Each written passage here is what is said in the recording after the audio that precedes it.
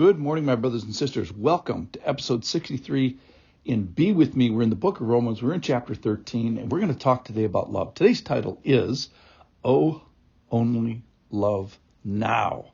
So 4 things. Oh, only, love, and now. Here's the passage. It's from Romans chapter 13, verse 8. This is a call to get busy loving.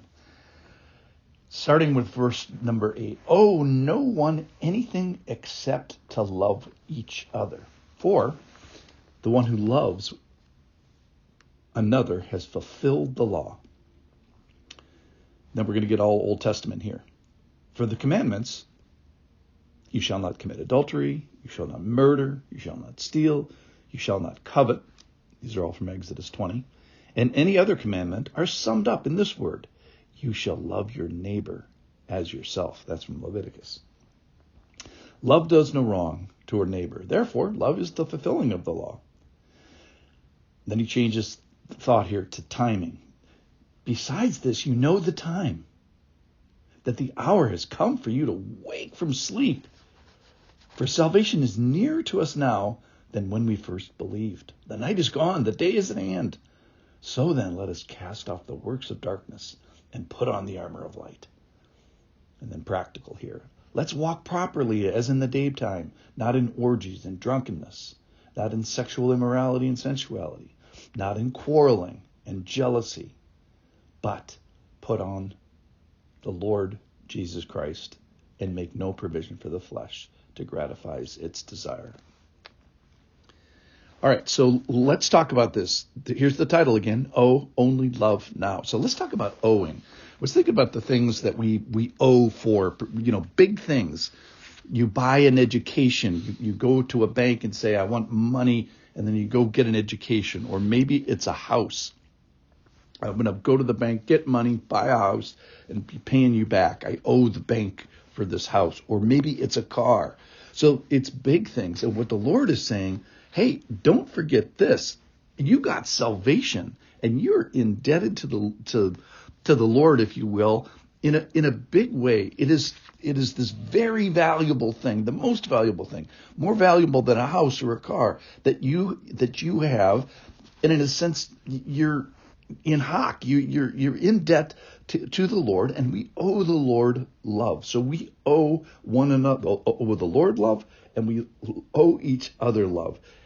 And we understand that when we keep thinking about how big it is, how big of a thing that the Lord gave us with his salvation. All right, so we are in debt, so we come as poor people to this. Secondly, we own only love. That is, love is the currency of the realm. So you may say, hey, the law is abolished or the law is fulfilled, and those things are true, but these things are all summarized and characterized and repeated and elevated. Love your neighbor as yourself. So we already know how to love because we love ourselves. And I remember back in on the Last Supper in the Great Week on Maundy Thursday, Commandment Thursday. This is before Good Friday. Jesus says to the disciples, I'm giving you a new command, and here it is, to love one another as I have loved you. So the call is high. All right, so what kind of commandment to love is it? It's as you love yourself and as Christ loves you. So those two characteristics it's a very high commandment. So first of all, you're in debt a lot. Secondly, the thing that is required for you is the love that you give yourself and the love that Christ gives. So it's a very, very high call. All right. The big point, I think, in this paragraph is that the time is short. The time is shorter than when you believed.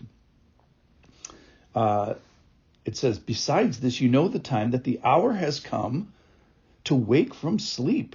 For salvation is nearer to us now than when we first believed. So let's just get this straight. What salvation is he talking about? Is he talking about the salvation of belief? No, he's talking about the completions of the end time, that either at the end of your life or at the end of time, where God sort of wraps things up in a bow. When salvation comes to the whole, he wraps everything up and fixes everything. That time is getting shorter and shorter.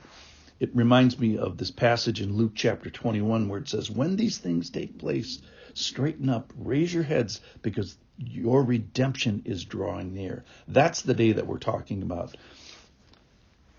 And so what he's saying is, don't be the guy who says to the Lord, like, hey, if you had just told me that I only had X number of days. So let's talk about X numbers of days.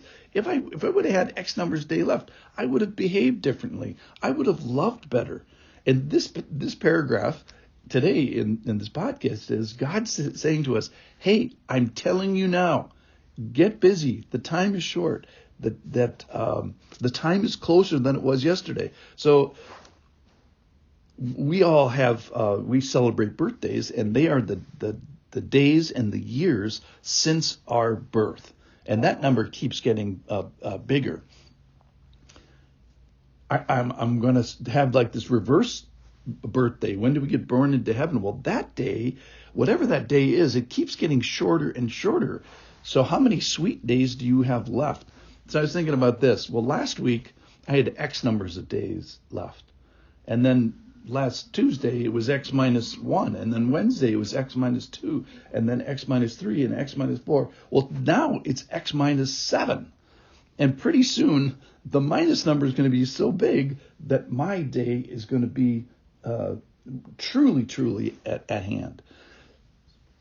So it sort of pushes this urgency here today. So the currency is love, and the time period is more compressed than it was yesterday. It's way more compressed than it was last week. It's way more compressed than it was last year or a decade ago.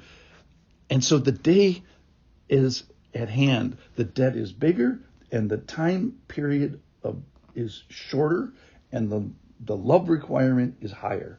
And then finally he gets to this practical thing he talks about the zipper and the tongue and the heart. And he says, make no provision for that. Because of the love, because of this big love, because of the indebtedness, we have fewer days. How should I live? What behaviors? Well, sexuality, words, attitude, all of that changes. All right, so in conclusion, only love now. Is love a high value in your life? And how would I find it? Would it be demonstrable? If you only knew that you had X days left for sure, how would your love change? Who would you focus on? What would you do? How would you want to be remembered? And contrast, how do you want to spend your time? So, love, you owe more than you remember. That's what Christ's love has done for you. And the time that we have to utilize it is shorter. God is saying, I'm telling you now, how many sweet days left? It's less than yesterday. Let's love today.